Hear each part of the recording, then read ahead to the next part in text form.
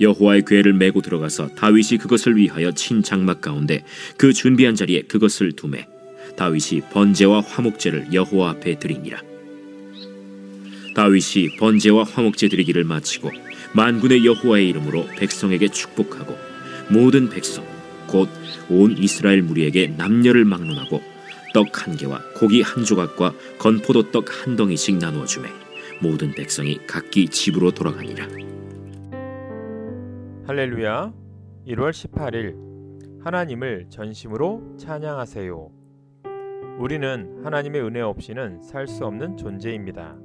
하나님께서 함께해 주시고 우리의 가는 길을 인도해 주셔야만 바른 길을 갈 수 있고 아름다운 열매를 맺을 수 있습니다. 그러므로 하나님께서 우리와 함께 하신다는 것이 얼마나 큰 복인지 모릅니다. 이스라엘 백성에게 하나님 임재의 상징은 바로 언약궤였습니다. 그런데 이스라엘은 블레셋과의 전투에서 여호와의 언약궤를 빼앗기고 말았습니다.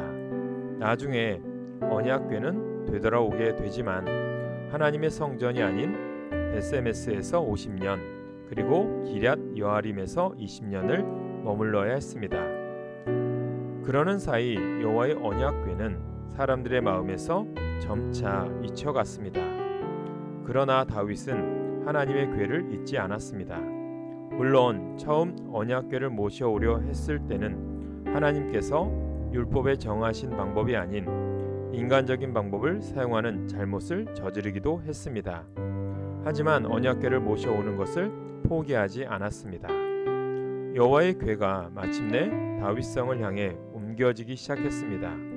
다윗은 얼마나 기뻐했는지 전심으로 기뻐하며 온몸으로 춤을 추었습니다.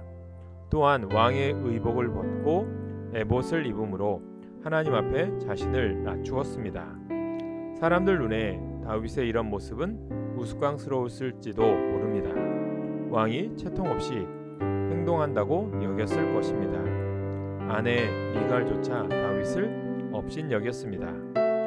그러나 다윗은 사람들 시선에 아랑곳하지 않고 하나님께 기쁨으로 찬양을 올렸습니다. 이제 여호와의 궤가 예루살렘으로 무사히 돌아와 다윗성에 안치되었습니다. 다윗은 하나님 모시는 일을 전심으로 기뻐했습니다. 억지로 모신 것이 아니었습니다.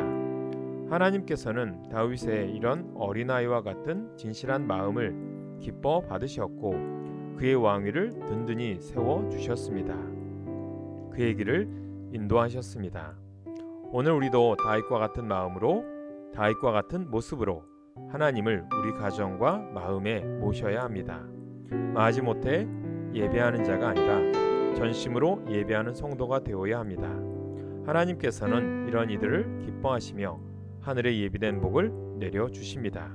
오늘도 하나님과 동행함으로 참된 평안과 안식을 누리는 복된 성도들이 되시기를 간절히 소망합니다. 오늘의 기도 제목입니다. 기쁨의 찬양이 넘치는 삶을 살게 하옵소서. 다윗과 같은 믿음으로 살게 하옵소서. 우리 교회 주님의 동역자와 일꾼을 보내주옵소서. 아픈 영혼들의 치유와 회복의 역사가 일어나게 하옵소서. 기도하겠습니다. 하나님을 가까이 하는 것이 참된 복이라고 알려주신 좋으신 하나님, 오늘도 우리 삶에 임재해 주시기를 소원합니다.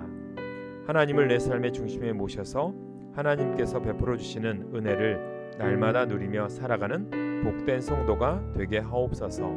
예수님의 이름으로 기도합니다. 아멘.